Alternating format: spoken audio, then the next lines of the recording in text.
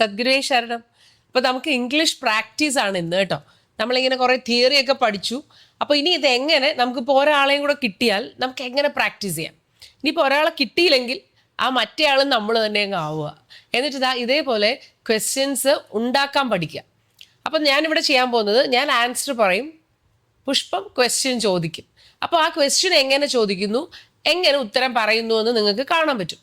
പിന്നെ എനിക്ക് മനസ്സിലായിട്ടുള്ളൊരു കാര്യം എന്താണെന്നറിയോ, ആദ്യം തന്നെ നിങ്ങൾ ഈ do, does, did, has, have തുടങ്ങിയ വേർഡ്സ് ഉപയോഗിച്ച് എങ്ങനെ ക്വസ്റ്റ്യൻ ചോദിക്കണം, എങ്ങനെ ഉത്തരം പറയണം, ഇത് ആദ്യം കുത്തിയിരുന്ന് പ്രാക്ടീസ് ചെയ്തിട്ടേ സ്പോക്കൺ ഇംഗ്ലീഷിൽ മുന്നോട്ട് പോയിട്ട് കാര്യമുള്ളൂ.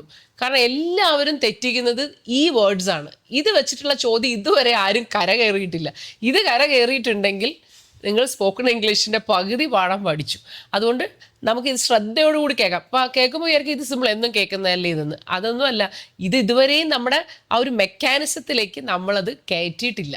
അപ്പോൾ അതുകൊണ്ട് ഇത് ചിലപ്പോൾ നിങ്ങൾക്ക് ഹെൽപ്ഫുൾ ആവുമെന്ന് വിചാരിക്കുന്നു.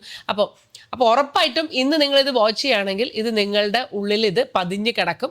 അപ്പോൾ നിങ്ങൾക്കിത് പ്രാക്ടീസ് ചെയ്യാൻ എളുപ്പമാവും. അപ്പോൾ നമുക്ക് തുടങ്ങാം. So are you ready? Yes, then let's get started. Welcome to English Guru's brand new episode. I am Asha Ladha Srijit.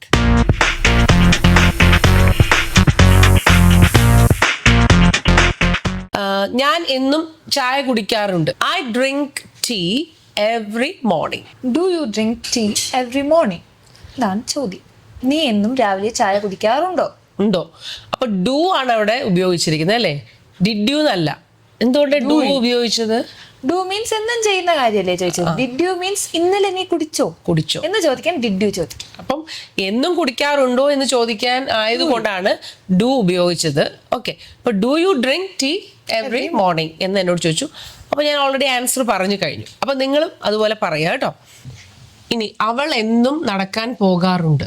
Xi goes for a walk every evening. She goes for a walk every evening. എല്ലാ ദിവസവും അവൾ നടക്കാൻ പോകാറുണ്ട്.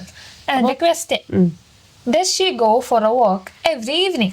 എന്നും വൈകിട്ട് അവൾ നടക്കാൻ പോകാറുണ്ടോ? ഉണ്ടോ? അപ്പൊ അവിടെ ഡസ് എന്താ ഉപയോഗിച്ചത്? ഹാബിച്വൽ, എന്നും ചെയ്യുന്ന കാര്യം. എന്നും പോകാറുണ്ടോ എന്നാണ് ചോദിച്ചത്. ഇന്നലെ പോയോന്നല്ല, എന്നും പോകാറുണ്ടോ. പിന്നെ ഷീ വന്നതുകൊണ്ടും ഷീ വന്നോണ്ട് ഡസ്. അപ്പൊ നമ്മൾ ഏതിന്റെയൊക്കെ കൂടെ ഡു യൂസ് ചെയ്യാ? I you we they.